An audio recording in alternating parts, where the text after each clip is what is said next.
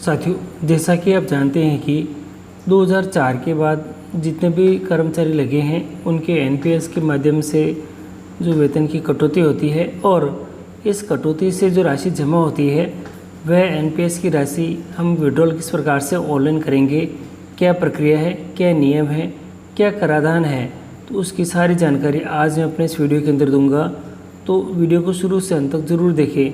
साथियों, इसके तहत राष्ट्रीय पेंशन प्रणाली या एनपीएस 2004 में भारत सरकार द्वारा की गई एनपीएस है और एनपीएस पेंशन फंड नियामक और विकास प्राधिकरण पीएफआरडीए द्वारा संचालित है। यह 18 से 65 वर्ष की उम्र की आयु के प्रत्येक व्यक्ति के लिए उपलब्ध है। वर्तमान में 8 प्रकार के पेंशन फंड मैनेजर हैं। रिलायंस कैपिटल जो पेंशन फंड है वह दे रखा है और इसी के साथ एचडीएफसी पेंशन मैनेजमेंट फंड दे रखा है, आईसीआईसीआई प्रूडेंशियल पेंशन फंड दे रखा है, कोटक महिंद्रा दे रखा है, बिरला सन लाइफ पेंशन फंड दे रखे हैं। ये सभी यहाँ पे दे रखे हैं और अब एनपीएस निकासी नियमों के लिए कई प्रतिबंध और कई शर्तें हैं जिनके बारे में खाताधारकों को पता होना चाहिए। सबसे पहले एनपीएस का विड्रॉल रूल्स क्या है वह समझ लेते हैं। आंशिक एनपीएस की निकासी, अगर हम थोड़ी मात्रा में पैसा निकालना चाहें जितनी राशि जमा है उनमें से, तो क्या नियम है। तो यहाँ दे रखा है एनपीएस से आंशिक निकासी केवल विशिष्ट बीमारियों के इलाज, घर की खरीद या निर्माण, बच्चों की शादी और बच्चों की उच्च शिक्षा के लिए उपलब्ध है। एनपीएस खातों से आंशिक निकासी के जो नियम हैं वह किस प्रकार से हैं ये देख लीजिएगा। यहाँ दे रखा है आंशिक निकासी के लिए पात्र होने के लिए अंशधारकों को कम से कम 3 वर्ष के लिए एनपीएस खाताधारक होना चाहिए। एनपीएस की जो जमा राशि में से अधिकतम 25% राशि निकाली जा सकती है। सरकार का अंशदान और ब्याज नहीं जोड़ा जाता है। उदाहरण के लिए यदि निकासी के समय किसी खाताधारक का अंशदान 5 लाख है तो वह इसमें से 1.25 लाख रुपए निकालने के लिए पात्र होता है। सब्सक्राइबर पूरी सेवा अवधि के दौरान केवल 3 बार, साथियों केवल 3 बार ही आंशिक रूप से निकासी कर सकते हैं। प्रत्येक निकासी के बीच न्यूनतम 5 वर्ष का अंतर होना चाहिए। तो ये थोड़ा आप नोटेड कर लें। आगे दे रखा है सेवावृद्धि के मामले में जो केस है रिटायरमेंट का उसके अंदर है, अगर किसी के एनपीएस खाते में जमा राशि 2 लाख रुपए के बराबर या उससे कम है तो वह अपना पूरा फंड निकाल सकता है, ये ध्यान रखिएगा। अगला दे रखा है कि यदि किसी की संचित राशि 2 लाख रुपए से अधिक है तो उस फंड का 40% वार्षिक योजना खरीदने के लिए खर्च किया जा सकता है। शेष राशि 60% को एक मुश्त निकाला जा सकता है, ध्यान रखिएगा। इसके लिए 70 वर्ष की आयु तक पहुँचते समय स्थगित भी किया जा सकता है, तो ये थोड़ा ध्यान रखिएगा। एक उदाहरण लेकर इसको समझ लेते हैं। एक सेवानिवृत्त हो चुके और एक एनपीएस खाते से निकाली जाने की योजना बना रहे हैं। इसके खाते में जमा राशि 25 लाख रुपए है। साथियों, एक आदमी है जिसके खाते में 25 लाख रुपए एनपीएस के जमा है। अपेक्षित एनपीएस निकासी नियमों के अनुसार वह 15 लाख रुपए 25 लाख रुपए का 60% निकालने में सक्षम होगा। शेष 10 लाख रुपए का उपयोग वार्षिक खरीदारी के लिए किया जा सकता है। यहाँ ये ध्यान देने योग्य है कि जिस फंड को निकाला जा रहा है कुल कॉपर्स का 60% कर से मुक्त होना चाहिए। हालांकि वार्षिक प्राप्त होने पर ग्राहक के आयकर स्लैब के अनुसार हर साल का कर योग्य होगा, तो ये थोड़ा ध्यान रख लीजिएगा। स्वैच्छिक निकास के जो मामले हैं उसके अंदर क्या क्या है वह देखिएगा। तो यहाँ दे रखा है राष्ट्रीय पेंशन प्रणाली के ग्राहक को उस योजना का कार्यकाल पूरा होने से पहले स्वेच्छा से इस योजना से बाहर निकल सकते हैं। इस मामले के लिए भी कुछ नियम दे रखे हैं, ये आपके सामने हैं। इसमें 3 नियम है साथियों, आप थोड़ा ध्यान से सुन भी लीजिएगा और देख ही लीजिएगा। स्वैच्छिक निकास के लिए पात्र होने के लिए अभिदाताओं को न्यूनतम 10 वर्ष के लिए एक खाता रखना होता है। यदि जमा राशि 1 लाख रुपए से कम है तो खाताधारक पूरी राशि निकाल सकता है।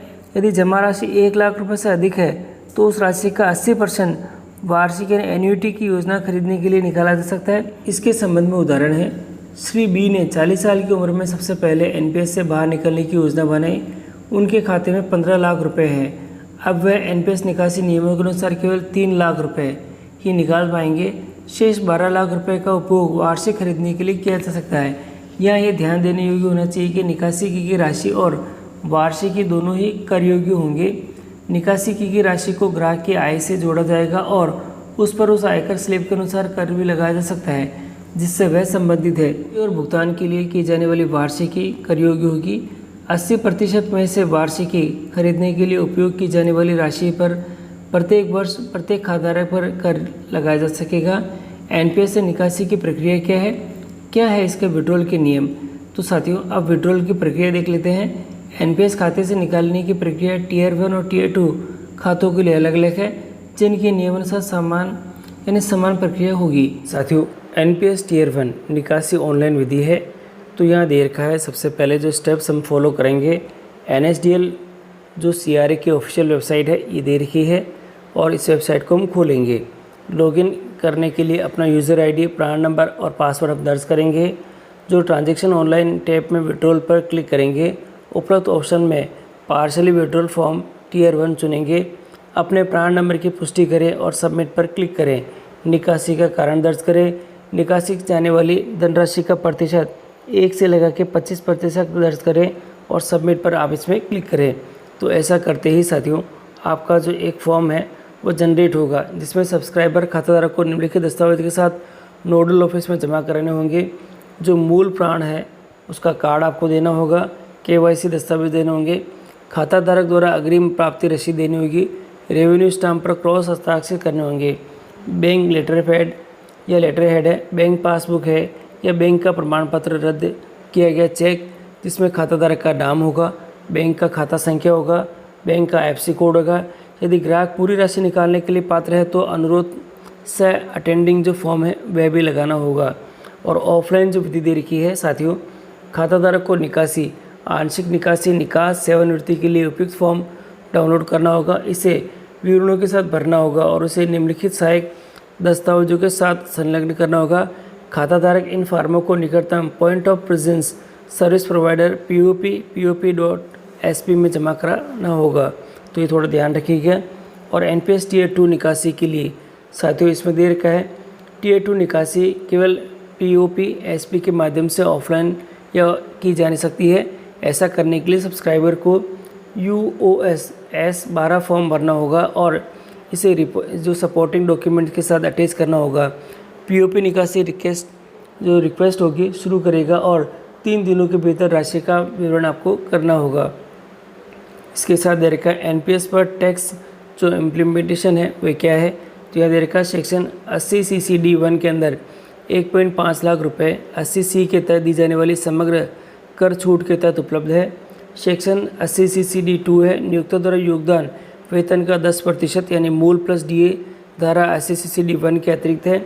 सेक्शन 80 CCD1B अधिकतम ₹50,000 है, धारा 80 CCD1 और धारा 80 CCD2 के अतिरिक्त दे रखा है।